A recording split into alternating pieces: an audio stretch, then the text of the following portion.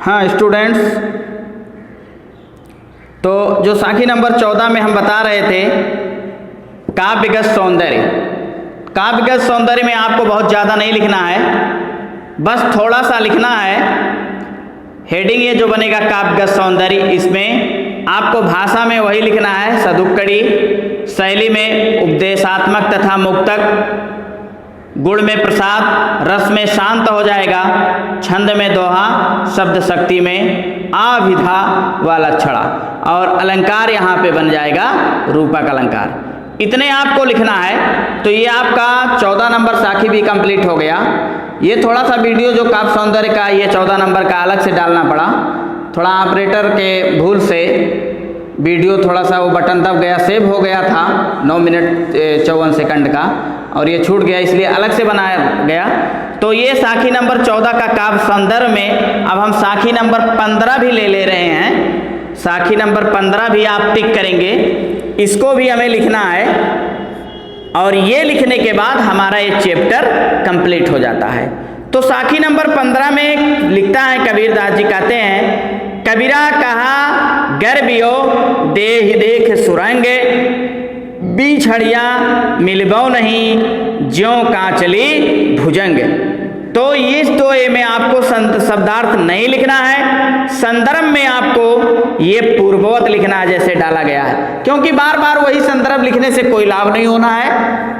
एक बार स्टार्टिंग में लिखा जाता है, क्योंकि जब सारे पाठ का वही इस पूरे साखी का एक ही संदर्भ है तो पूर्ववत डालना ही उचित रहेगा।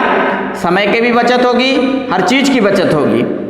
तो पूर्ववत डालने के बाद प्रसंग में आपको बदलाव करना पड़ेगा, क्योंकि सारे साखी सारे दोहों का प्रसंग से अलग संबंध रहता है। तो इसमें दिया है प्रस्तुत साखी में कबीरदास जी ने मनुष्य को अपने शरीर पर गर्व न करने का उपदेश दिया है। तो यहां तक इसको लिखना है।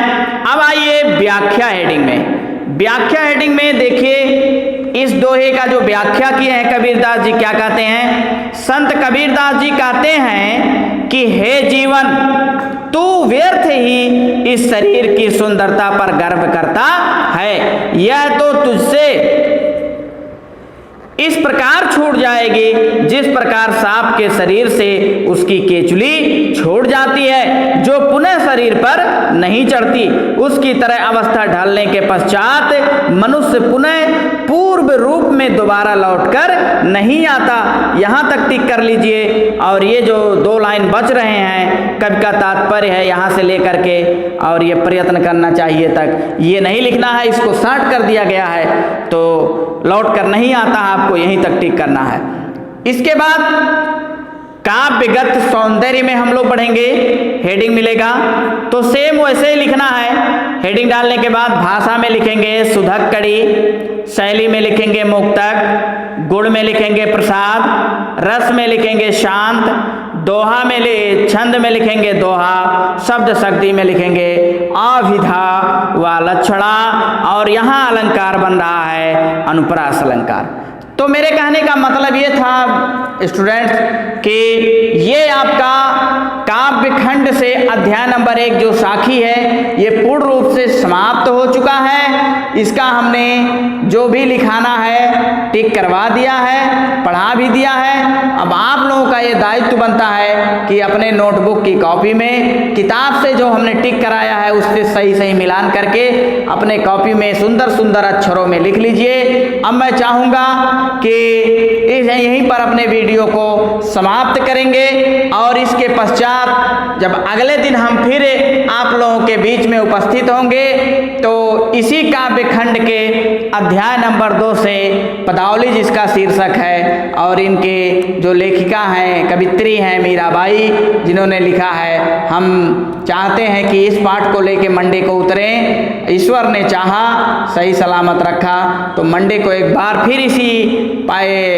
काव्य खंड से अध्याय नंबर 2 पाठ से हम आप लोगों के बीच में मुखातिब होंगे। तब तक के लिए मैं इस वीडियो को क्लोज कर रहा हूँ, बंद कर रहा हूँ, और आप लोग अपना कार्य को संपूर्ण तरीके से पूरा करेंगे जिससे कोई व्यवधान न उत्पन्न हो। इसी के साथ आप लोगों का बहुत बहुत धन्यवाद।